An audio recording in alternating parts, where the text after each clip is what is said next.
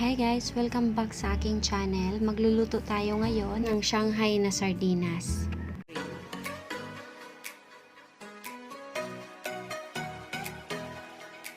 Yung kailangan natin ditong mga ingredients, 2 lata ng sardinas, 1 spicy at saka 1 hindi, 2 dahon ng repolyo, hiniwa ko siya ng maninipis, 1 pirasong carrots pero nakayod ko na to guys. Shanghai wrapper na size small. Gagamit rin tayo dito ng 2 pirasong itlog. Ilagay natin sa maliliit na bowl para magkahiwalay sila. Kaya magkahiwalay yung itlog natin guys kasi pandidikit natin yung isa tapos yung isa naman ihalo natin sa ating ingredients. Gagamit rin tayo dito ng 1/2 cup ng all-purpose flour at 1/4 cup ng cornstarch. Gagamit rin tayo dito ng minced onion, minced garlic, 1/8 teaspoon ng ground black pepper, 1/8 teaspoon ng salt, tsaka 1/4 teaspoon ng magic sarap. Mag-umpisa na tayo guys. Unahin natin yung ating sardinas. So ito yung ating spicy with chili. Ito naman yung tomato sauce. So ilagay natin tong 2 to sa strainer. Kailangan mapatulo natin yung sabaw ng sardinas kasi hindi natin isasama yon. Pero yung sabaw naman hindi siya masasayang. Pwede naman nating iulam yan or isahog sa gulay. Ayan, tanggalin lang natin yung sabaw niya. Pag wala nang gaanong sabaw yung sardinas, isalin na natin siya sa hiwalay na plato. Tapos, gamit yung kutsara, durugin nating mabuti yung ating sardinas. Hanggang maging ganito siya kadurog. Pakita ko naman sa inyo kung paano ko kinayod yung ating carrots.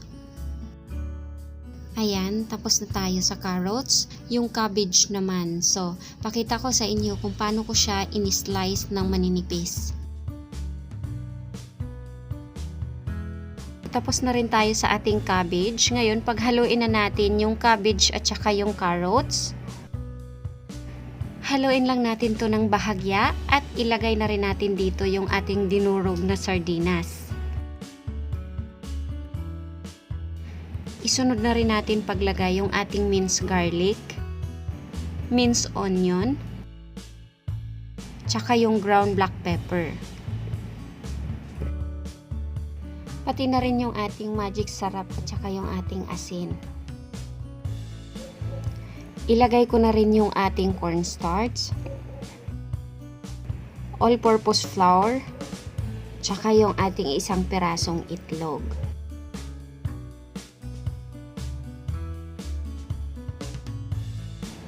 Tapos, haluin nating mabuti to gamit yung ating kamay. Ayan, kailangan mahalo siyang mabuti para pantay yung lasa niya. Hanggang sa maging ganito na siya. Ayan, pag ganito na, pwede na ito. So, mag-wrap na naman tayo. Dito natin gamitin yung isa pa nating itlog na tinabi natin kanina para pangdikit doon sa ating wrapper. Balutin lang natin lahat to hanggang sa matapos. Yung itlog, ganito ko siya pinapahid. Gumagamit ako ng pang-wipe ng barbecue para mabilis. Ayan. Tapos, ikot. Ayan. Para pala doon sa iba na hindi masyadong mahilig ng spicy, pwede rin namang hindi na maanghang yung gamitin nyo. Bali yung 2 lata ng sardinas, parehas na lang hindi maanghang. So, pwede yun guys.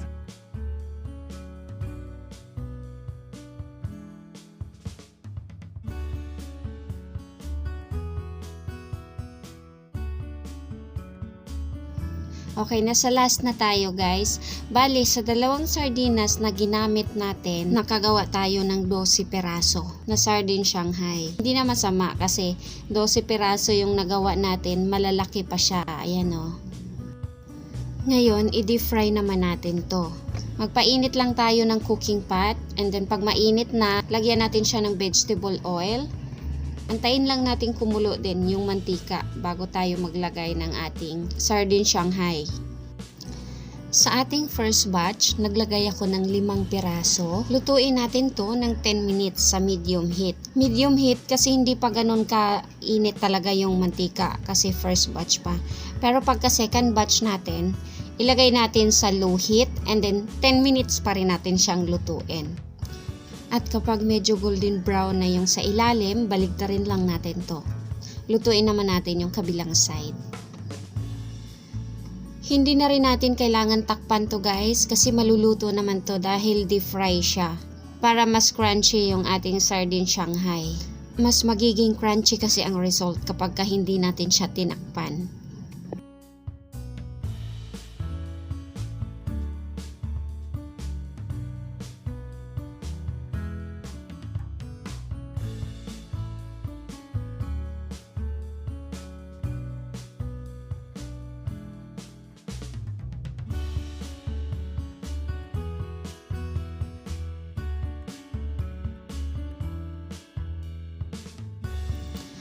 Pwede na to guys, hanguin na natin siya. Perfect na yung pagka golden brown niya. So ilagay natin siya sa strainer para makatulo yung excess oil. Magsalang naman tayo ng ating second batch.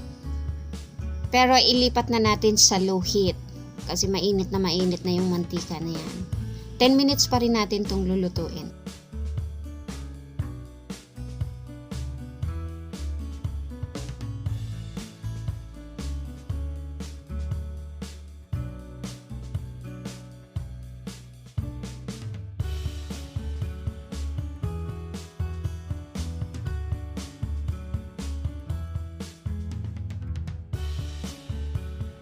At kapag golden brown na yung sa ilalim, baligtarin lang natin siya ulit.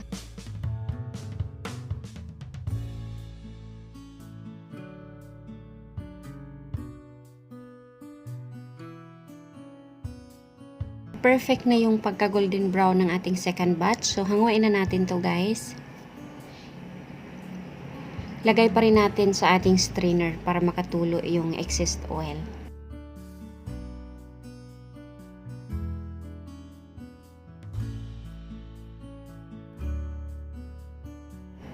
Tapos, maglagay ulit tayo ng ating third batch. Ito na yung last, guys. Lutuin pa rin natin to sa low heat ng 10 minutes or hanggang ma-perfect yung pagka-golden brown niya.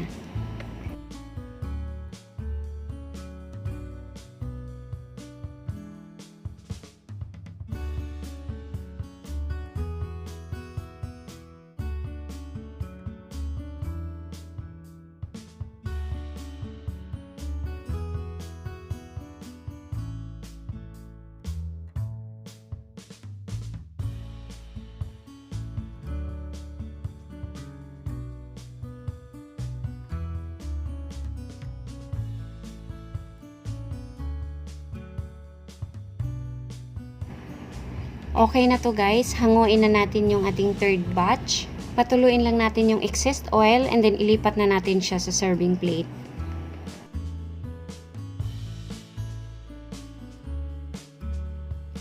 Ito na yung finish natin guys sa ating Sardines Shanghai recipe.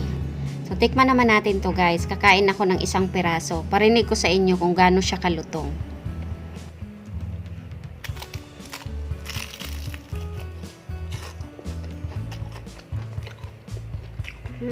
Sarap.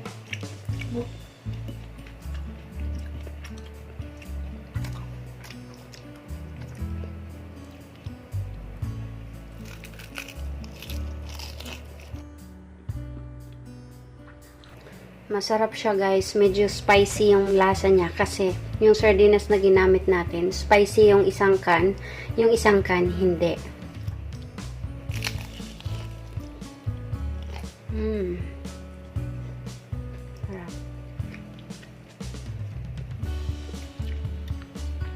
Pag bata yung kumain nito, hindi siya malalaman na sardinas yung nilagay sa loob. Kasi masarap talaga siya.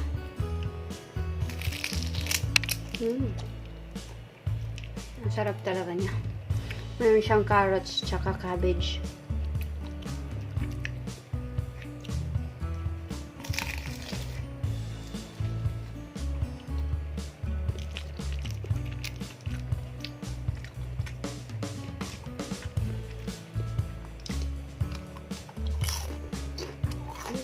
Subukan yung gawin to guys. Sobrang sarap niya.